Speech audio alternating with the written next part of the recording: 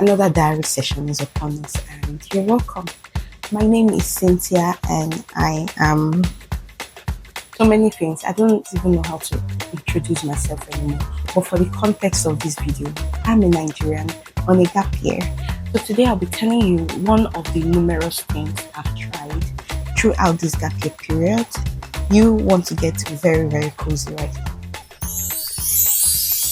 I've been trying a bunch of things throughout this gap year period, but this one was completely random. The thing is, before going on a gap year, I already had an idea of some things that I wanted to do, but this one completely took me by surprise. And see, if this video does not inspire you to take a break, I don't know what else will. Oh, I know, the remaining videos. Now, if you told me that I'll write a book this year, I would say that's a big fat lie. But here we are. Not only did I put out a book, I fell back in love with writing. Not only did I fall back in love with writing, I came to accept writing as a calling. And now I'm writing another book. This one will be paid, of course. But isn't that amazing? In this video, I'm going to cover 4 things. Why did I decide to write a book?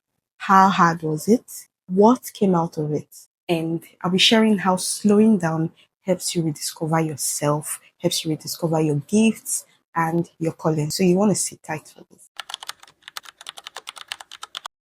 Well, I didn't plan to, like I said earlier, but this was actually born out of a retreat I had. I'm a Christian. You should know that by now, being on my page. But Christians regularly go on fasting programs and spiritual retreats. Beautiful things happen when you go on a personal retreat. So you can imagine daily you are just sitting down, bombarding yourself with Bible, with the word, with sermons, with prayers, and you are reflecting on each day, reflecting on your past, reflecting on even the future. Beautiful things are sure to come out of that. And this book was one of such things. It was actually very hard. And what made it even harder is how surprising the hardness was to me. So let me break down what I mean. You know how they say that hard work will always beat talent? They did not lie. I don't care if you're a talented writer. I don't care if you're a talented artist. If you do not put in the reps, oh my God, I've done content writing and all of that. I've always known that writing is something that comes easily to me, but for some weird reason, I thought that writing a book, especially on something that I liked, I just thought that it would be easy. And this period of writing a book challenged that thought process. See, you are talented, you must put in the work. You need to set time, allocate time. You need to have deadlines. It was crazy. I thought, no, initially when I started, I was just doing it haphazardly. Whenever I remember, I would just pick up my laptop and just start typing and just get the words out. But oh my God, after some time, I decided to set the deadline, and that's when shit got real. And it just suddenly dawned on me that, oh my God, I'm writing a book. I began to see the gaps. I began to see things that I've not added, things that I want to add, things that I should remove. It was crazy. I wanted to stick to a certain number of words. I could not do that. I exceeded. I had to start retrimming and so on and so forth. Basically, writing is not easy. It might come naturally for you, but even if it does, in fact, no matter what it is your craft is, please and please do not underestimate it. Once you go from hobby to like a full dedicated project, it becomes hard. Trust me. You will not make progress without discipline, without time management, without deadlines, even if you are talented. The first thing that came out of it is my love for writing. It was revitalized. I have come into my own person as a writer. I do not know why I shied away from that for a long time, even as a content writer. When I was freelancing, I still did not own that title, but now it just kind of reinforced it that I'm a writer. It's made me accept the fact that, you know what, this is not just some random gift that God has given me to just write when I want to. It can actually be a calling. It can actually be a tool to change lives. Another thing that came out of it is my self confidence improved. And I know you must have heard of it, how competence leads to confidence. It's true. When you see yourself getting things done, when you see yourself consistently meeting your targets, when you see yourself doing those things that you once thought were impossible, your confidence improved. And that's something that greatly came out of this writing. I wish I could show you the behind the scenes, but up until the day I released the book, everything was still like a blur. So I didn't document the BTS, but it was crazy. I think the last night I was working almost 24 hours. I was just at my desk, writing away, trying to polish things, doing this, doing that. But seeing that it was not another project, half done project, it was something I actually saw through. My confidence skyrocketed. I'm not now. I can describe myself as free author Cynthia and post author Cynthia. We're not the same. Trust me. Then I had to do a lot of research because I wanted it to have some resources.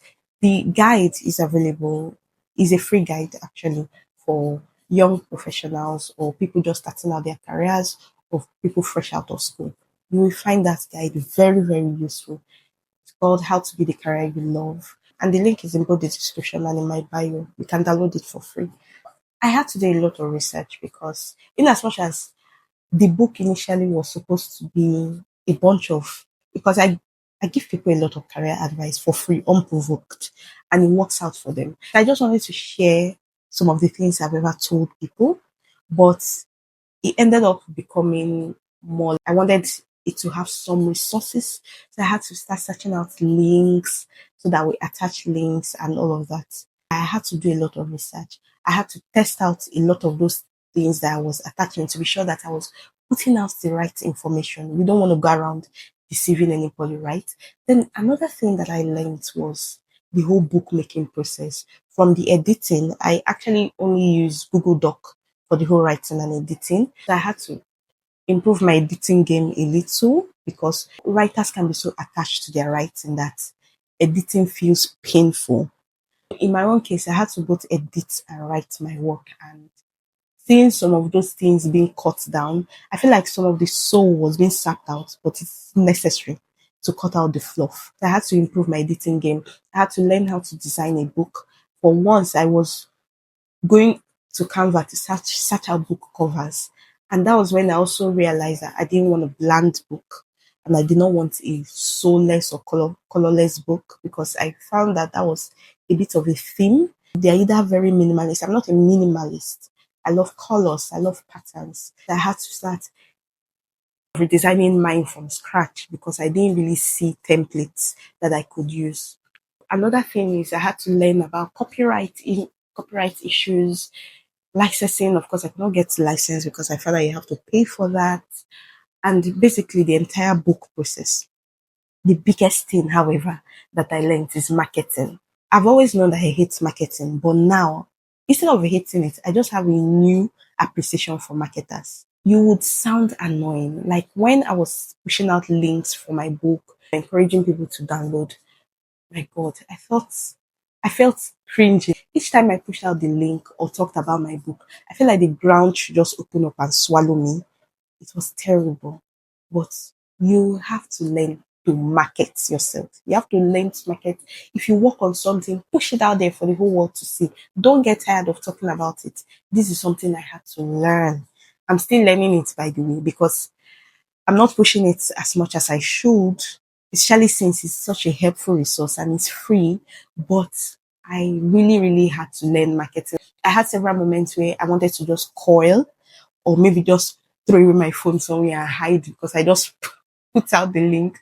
But you will learn to be annoying because, hey, look at it. These people who are pushing ads, even right on YouTube and across social media channels, they are not afraid of being annoying. Is it you that has something good to offer that we are afraid of being annoying? I had to learn that annoying is good. As far as marketing is, you should market till you feel annoying, then market some more. It's crazy, but I had to. I also learned some unconventional ways of marketing. I've tried a few. For most of them, I've not tried because I'm still battling with the whole marketing thing. But oh my God, marketing was definitely the biggest lesson I learned from all of this. Slowing down is the answer to everything. Slowing down will help you discover yourself, reassess your goals, discover your calling. Because in this world of hustle and bustle, many people have lost touch with who they are. The world is missing out on a lot of talent, on a lot of goodness, because many people have just been forced to conform in order to survive. And that's really bad. Go on retreats, go on breaks. You would discover parts of yourself that you've never found. Especially in this period of short attention span, I am still amazed that I had the delusion and the audacity to release a book, especially when most people, or it feels like people don't read anymore. And when you search, another thing I discovered in the process of marketing was when you search booktok or booktube or author, all these tags, you are more likely to find fiction than non-fiction. And it was a bit scary to me because I was like, it seems most people are reading fiction nowadays. Who will read this thing? But I pushed through it anyway. Slowing down helped me realize that people are reading fiction, but some of those people are reading it as an escape. That is where your book comes in because it's realistic. It gets to tell them after reading your fiction, come back and find out how you can make your career something better than whatever it is now. That's what slowing down will. And not only did I put out a book, I'm currently working on a second one. Now, think of the first one as coming in and the second one as getting out. That's as much hint as I will give. My second book is more of getting out, and it's going to be loaded, if I do say so myself. But I've been working on it for a while now, and it's still not going to be out until next year. I've not even fixed a date for it because I was praying about it the other day and I was like, I need God to breathe on that book. I want such that anybody who reads it will never remain the same. And that's what I'm working towards. And until I get to that point where I know that if you read it, you will not remain the same, I would not stop writing. I will not stop refining it. But I do know it's going to come out next year. That's just what I know. That's what slowing down does. All of a sudden, I'm embracing my my calling and my gift as a writer. Isn't that amazing? Anyway, let's head down straight to our assignment. The assignment today is very simple. Click the link in the description box or in my bio to download the book and read it. If you feel like it's not relevant to you, although I feel like it will be relevant to many people, because there's a section where I have some career commandments to live by. And these career commandments, I have seeing that there are many professionals who have been in the corporate space for many years who are still breaking this commandment. Trust me, even if you've been in the corporate space for years, you still find it useful. But even if you think it's not useful for you, give it to your younger ones, anybody who you know is still in school, and have them read it. So as you read it, subscribe to my channel so that you will not miss when the second book will be out. Because trust me, you do not want to miss it. Your life cannot remain the same after reading that book. I know what I'm putting in there. Me and the Holy Spirit are working on that book. All right, guys, that's it for this diary entry. I hope this episode will ginger you to take a step back. Now, if you're interested in going on a retreat, you can start off with your weekends. You can make your weekends a retreat. Those 2 days, just go offline, disappear, and just sit. You and a bunch of questions. You can download them or you can find some relevant questions in my book. Yes, I did have a section for finding out what you want, your purpose. I listed some questions there so you can find them there and sit with those questions and really answer it. Okay, even if you're not a Christian, but you can also pray and read a few Bible passages and talk to God about where your life is currently and where you want it to go or where you would like it to be headed. So that's on its own is a retreat. Retreat doesn't mean you have to fly away somewhere or go to one remote place. No. In your room there, you can have a retreat. The most important thing is that you're shutting off from noise, shutting out from every distraction, and just having that moment with yourself. Feel free to tell me in the comments if you're going to go on a retreat or if you've ever gone on a retreat, how it went.